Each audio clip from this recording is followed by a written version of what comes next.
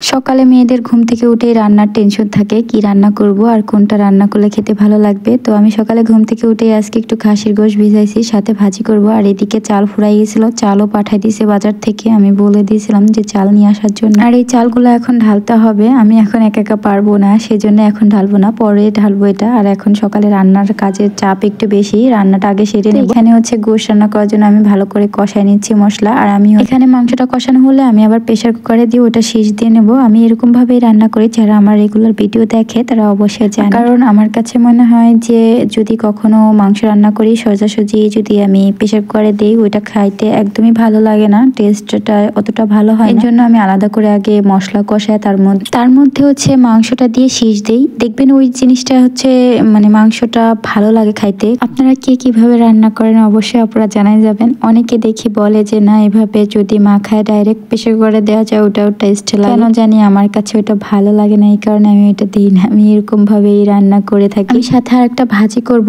ছোট আলু, গুঁড়ো আলু আমরা বলি, ছোট আলু যেটা, ওইটা দিয়ে আর হচ্ছে লাউ দিয়ে ভাজি করব। এখানে আমি মেশিন দিয়ে লাউটা কেটে নিয়েছিলাম। আর চুলার অবস্থা তো খুবই খারাপ, আজকে চুলা দিয়ে সব জায়গাতে ক্লিন করব ভেবেছি। প্রতিদিনই ক্লিন করা হয়, তারপরও জানি না মানে এক্সট্রা ভাবে ময়লা পড়ে যায় কিভাবে। তো আজকে ভাবছি সব কাজ বন্ধ, আগে কিচেন রুম পরিষ্কার করব, ক্লিন করব, তারপরে অন্য সব কাজ করব। এখান দিয়ে দেখেন এই পাশ দিয়ে তেল পড়ে গেছে, তবে এবার অনেক ভালো হয়েছে ওয়ালপেপারটা লাগানোতে। এগুলা দেখা যায় একটু ভালো করে ডলা দিলে ময়লাগুলো উঠে যায়। আর আগে তো দেওয়ালের একদম লেগে যেত, ওটা খুব কষ্ট হইতো উঠাইতে, আর বিচ্ছিরিও হয়ে যায়। এটা যতদিন না টাইস করতে পারতেছি, মানে আমাদের কিচেন রুমটা ঠিক করতে পারতেছি, ততদিন তো এইখানে এইভাবেই রান্না করতে হবে। আর এইদিকে হচ্ছে আমি যেই অন ক্লাথ বলি আমরা এটাকে, বা অনেকে দেখি এটাকে ওয়ালমেট বলে, যাই বলেন আপনারা কি বলেন জানি না, অবশ্যই বলে যাবেন। আমি ওয়াল ক্লাথই বলে থাকি। তো এইগুলা হচ্ছে আবার ক্লিন করে নিয়েছিলাম। এগুলা খুব সহজেই কিন্তু ক্লিন হয়ে যায়, এর জন্য পরিষ্কার করতেও আমার কাছে অনেক ভালো লাগে। আমি তো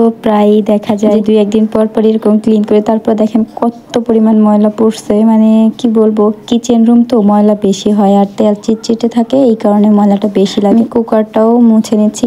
কে কারা বা কুকারে রান্না করেন, আমরা কিন্তু রেগুলার হচ্ছে ভাত কুকারেই রান্না করি। এখানে হচ্ছে কিছু গরুর পায়া কিনে নিয়ে আসছিল, 4টা পায়াই নিয়ে আসছে কিনে আজকে। তো অনেক দিন হচ্ছে গরুর পায়া খাওয়া হয় না, বলেছিলাম আগের থেকেই বলে রাখা হয়েছিল, সেই জন্যই এগুলা নিয়ে আর এগুলো আমি আজকে রেখে দিয়েছি। আজকে রান্না করব না, পরে একদিন রান্না করব। আর আয়নের জন্য কিছু হচ্ছে তরমুজ কেটে এনেছি, ও তরমুজ খেতে খুবই পছন্দ করে, জন্য ওকে আমি তরমুজ অফার দিচ্ছিলাম যে এটা খাবা, তোর বলতেছে হ্যাঁ খাবো। তখন আমি হচ্ছে ওকে খাইতে দিই তরমুজটা। এমনিতে ও অনেক দিন যাবত কিছুই খাইতে পারতেছিল না গালের জন্য, মুখে প্রচুর। মাশাআল্লাহ এখন একটু কমেছে, এই কারণেই কিছু কিছু জিনিস খেতে চাচ্ছে, মানে ও খেতে চাইতো কিন্তু খেতে পারতো না শুধু গালে ঘার জন্য। রাত্রে হচ্ছে আমরা সবাই মিলে কদবেল মাখা খাই, এটা অনেক পাকা ছিল। তো আজকে ভিডিও পর্যন্ত, কেমন লাগলো অবশ্যই জানাবেন। আসসালামু আলাইকুম।